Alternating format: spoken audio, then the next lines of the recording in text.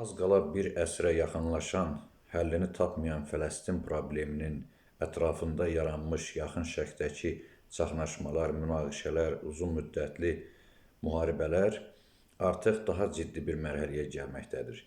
Belə ki, digər regionlara, digər bölgələrə və ölkələrə də sıçramaqda daha ciddi bir münaqişə, ümumiyyətlə dünya üçün qlobal bir problemə çevrilməkdədir. Artıq siyasi mübarizə dini müstəviyə keçməkdədir. Bu isə daha təhlükəli məsələdir.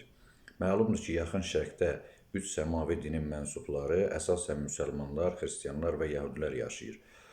Bu dinlərə mənsub olan insanların, müsəlmanların kütləvi şəkildə tələfatı, qırğını və eyni zamanda mədəni-mənəvi dəyərlərindən məhrum edilməsi, xüsusən də dini abidələrinin dağıdılması təəssüf ki, beynəlxalq təşkilatları da o qədər hərəkətə keçirə bilmədi. Hazırda isə bu münaqişələr demək İraq, Suriya, Livan, Fələstin regionundan İran regionuna, yəni artıq digər bölgələrə, digər regionlara da sıçrama ehtimalını özündə saxlayır. Və təbii ki, bu məsələlərin tənzimlənməsində müxtəlif ölkələr öz vasitəçiliyini, öz xoşməramlı münasibətlərini bildirirlər, töhfələrini verirlər. Həmçinin Türkiyə Respublikası və o cümlədən Azərbaycan özü də mümkün qədər bu kimi münaqişələrin həll olunmasında öz səylərini əsirgəmir. Necə deyərlər, bunun bir nümunəsini yaşamış bir ölkə olaraq ki, həm müharibə dövrünü görmüş, həm də ki, sülh dövrünü yaşamış bir dövlət olaraq biz də öz töhfəmizi təbii ki, buna verməliyik. Ancaq təəssüf olsun ki, müxtəlif zamanlarda artıq bu səylər, bu mücadilələr də necə deyərlər, təsir etmir və müxtəlif zamanlarda bu məsələlərin daha da biz gərginləşdiyinin şahidi oluruq. Hazırda isə məlumdur ki, İranla demək İsrail arasındakı məlum gərginlik Amerika-İsrail birliyinin demək İrana müdaxiləsi ehtimalını daha da gücləndirir. Təbii ki, İran daxilində müxtəlif problemlər var, iqtisadi çətinliklər, əhalinin narazılığı, rejimin qəddarlığı və eyni zamanda hazırki dünya ilə ayaqlaşmaması, teokratik əsaslara, ideoloji məzhəbçi əsaslara söykənən bir rejimin yaratdığı gərginlik təbii ki, regionu da narahat edir və eyni zamanda dünya liderlərini də narahat edir. Şübhəsiz ki, bununla yanaşı, burada əsas yaxın şərqdə təməl almış, yəni Fələstin, Qəzza məsələsi üzərində yaranmış gərginlikdir ki, bu təkcə İranın rejim dəyişikliyi də öz həllini tapması az ehtimal olunan bir məsələdir. Yəni, təkcə İrana müdaxilə ilə Fələstin məsələsi həll olunacaqmı? Şübhəsiz ki, yox. Bax, o cümlədən burada artıq biz dini liderlərin məsələyə müdaxilə etdiyini və İraqın dini lideri Sistaninin artıq cihad hökmünə hazırlaşdığını müşahidə edirik ki, bu deməli regionda ümumiyyətlə bu qeyd edilən münaqişələrin artıq dini müharibə müstəvisinə keçməsinin anonsunu verir. Bu ki, daha təhlükəli bir məsələdir. Bu, dünya müharibəsinə səbəb olacaq qədər ciddi narahatlıq doğuran bir hadisədir. Təbii ki, müxtəlif şərhlər var.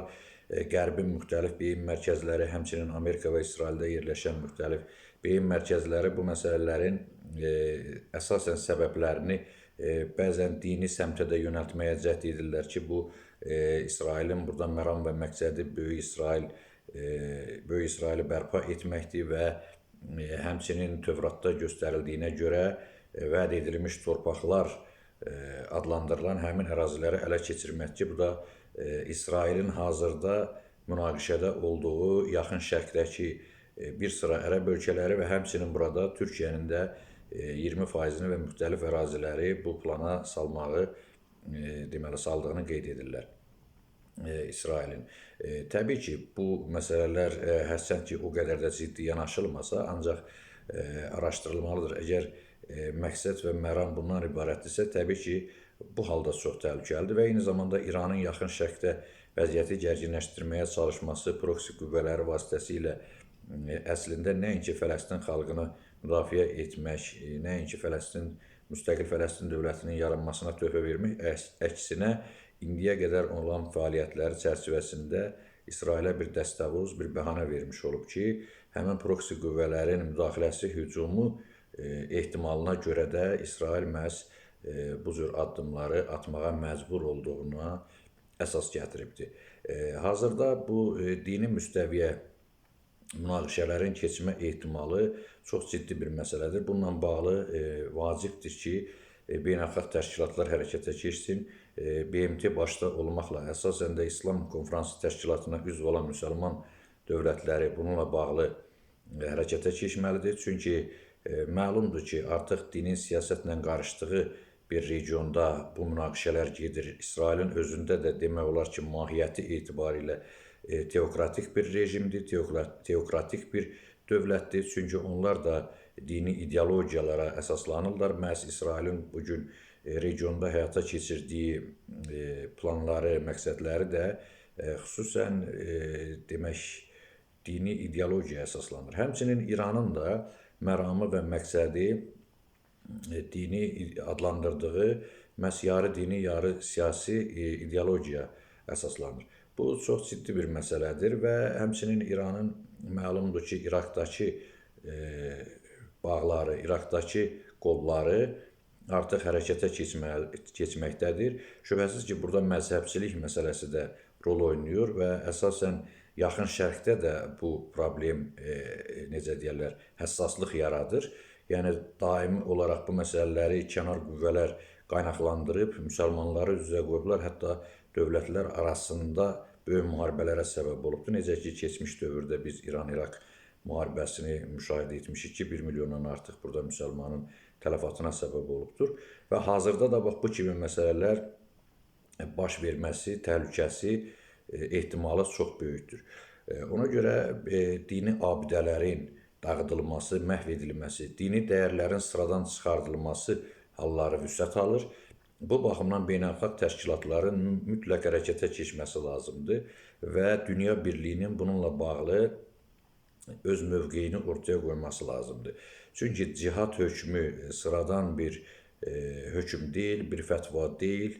Əgər bu cihad hökmü verilərsə, şübhəsiz ki, bu artıq, necə deyərlər, orta əsrlərdəki səlib yürüşlərinin davamı olaraq xarakterizə oluna bilər və bu da misli görünməmiş əsrlərlə davam edəcək bir çaxnaşmalara və müharibəyə gətirib çıxarda bilər. Dinlər arası, sivilizasiyalar arası qlobal bir münaqişəyə çıxılmaz bir dalana gətirib çıxarda bilər ki, artıq burada dəyərlər, tolerantlıq, insan haqları, demokratiya və s. kimi məsələlər tamamilə kənarda qoyulmuş olar. Şübhəsiz ki, cihad hökmünün verilməsi əsaslıdır, əsassız deyil, bu əsas mövzu deyil. Ancaq hərçənd ki, bununla bağlı da mən bir neçə cümlə fikrimi ifadə edim.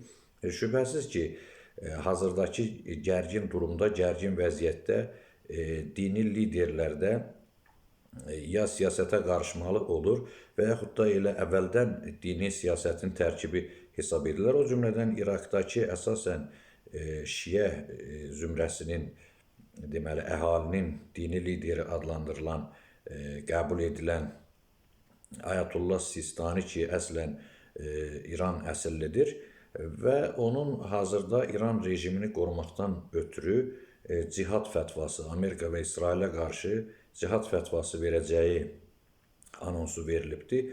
Şübhəsiz ki, uzun illərdir ki, Fələstin məsələsi, problemi gündəmdədir, davam edir və bu məsələ ilə əlaqədar heç bir İran yönümlü müctəhidin və yaxud da din xadiminin hansısa bir sülh məramlı fətvasının və yaxud da çağırışının, bəyanatının şahidi nə yazıq ki, olmamışıq. Eyni zamanda həmin münaqişələrdə və yaxud da buna oxşar münaqişələrdə bir qədər sülh məramlı fikirləri və bəyanatları adətən Roma papaları səsləndiribdir. Amma təəssüf ki, nə Yahudi din xadimlərinin, din böyüklərinin dilindən və yaxud da qələmindən eyni zamanda sünni və yaxud da şiə fərq etməz İslam dini böyüklərinin, öndərlərinin, dini liderlərinin qələmindən və dilindən bu cür ciddi bəyanatların, təsir edici fətvaların olduğunu biz şahidi olmamışıq. Ancaq təəssüf ki, hazırda qana fətva verməyə demək olar ki, bu liderlər bir növ özlərini, bəlkə də özlərini məcbur hesab edirlər, çıxılmaz bir durumda. Təbii ki, uzun illərdir Fələstin münaqişəsi ilə yanaşı, əgər müsəlmanların hüquqlarından söhbət gedirsə ki, adətən bu cür dini fətvalar ümumi İslam mənafeyinin qorunması üçün verilir.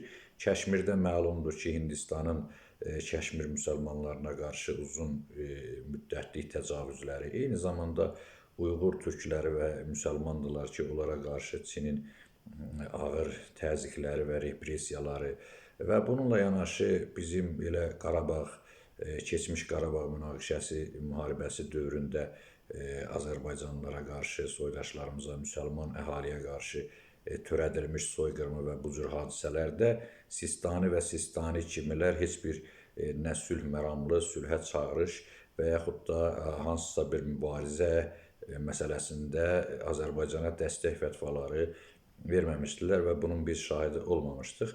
Bununla yanaşı Yaxın Şərqdə İraqın, Suriyanın, Əfqanistanın və digər ölkələrin də istila edilməsi zamanında Sistani və onu kimilər bu cür məsələlərdə müdafiə xarakterli fətvalar imzalamamışdılar.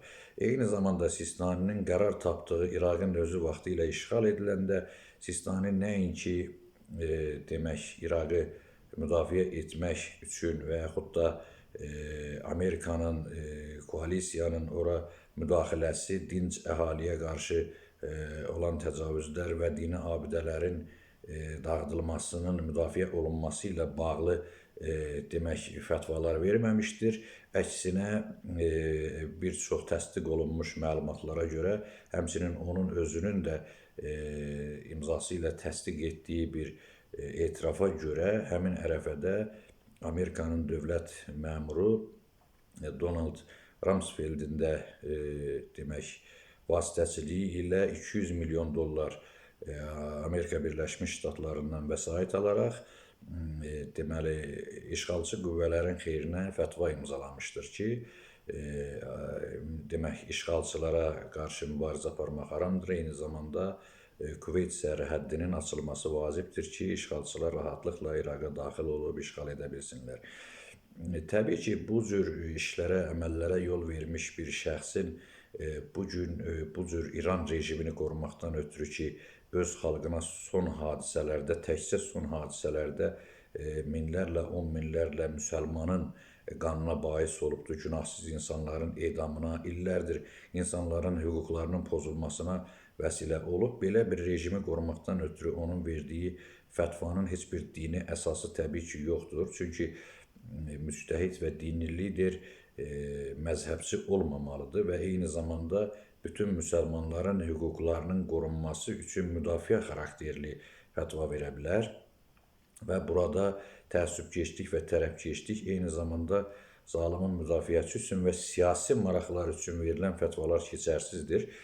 Bu məsələdə birinci növbədə əgər fətva verilməlidirsə, dini abidələrin və dini dəyərlərin qorunması üçün bu imzalanmalıdır və hazırki Yaxın Şərqdən qaynaqlanan xüsusilə bu çaxnaşmaların, bu müharibələrin siyasi müstəvidən dini müstəviyə keçməməsini təşkil etmək lazımdır, təmin etmək lazımdır. Çünki nəinki bu məsələyə fətva vermək, bunu daha da dini müstəviyə mindirmək, əksinə bunun siyasi problem olduğu üçün elə siyasi müstəvidə də həllinə çalışmaq lazımdır. Artıq din xadiminin bu cür qana fətva verməsi demək bu rəsmi şəkildə münaqişənin, müharibənin dini müstəviyə keçməsinin təsdiqi deməkdir. Yəni artıq təbiri uyğunsa əgər Yəhudi, Xristian və Müsəlman müharibəsi mi başlayır? Yəni Sistaninin bu anonsu verilən fətvası yəni bununla bağlı ola bilər. Bu təbii ki, bir yol verilməz məsələdir.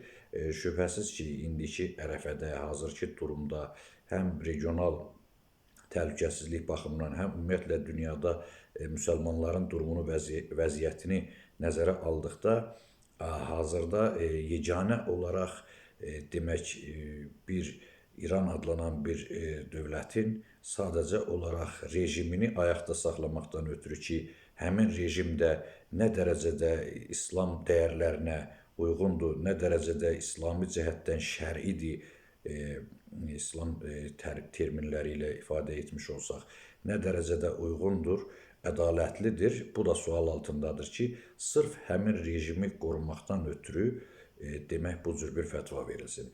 Fələstin, Qəzza əhalisini qorumaqdan ötürü yox, Kəşmir əhalisini qorumaqdan ötürü yox, indiyə qədər deyək ki, Uyğur türklərinin, müsəlmanlarını qorumaqdan ötürü yox, indiyə qədərki münaqişələrdə Qarabağ müsəlmanlarını qorumaqdan ötürü yox və digər dünyanın bölgələrində təcavüzdən əziyyət çəkən müsəlmanların hüquqlarını, dini abidələrin dağıdılmasını, təhqir olunmasının və təhrif olunmasının qorunması naminə fətva yox və elə İranın özündə indiyə qədər milyonlarla Azərbaycan türkünün, müsəlmanın öz hüquqlarından məhrum edilməsinin qarşısını almaqdan ötürü yox, hazırda da demək son hadisələrdə orada öldürülmüş, qətlə yetirilmiş, təcavüzə məruz qalmış insanların hüquqlarının qorunması üçün yox, məhz bu hadisələri və necə deyərlər, cinayətləri törətmiş bir rejimin ayaqda saxlanması, qorunması üçün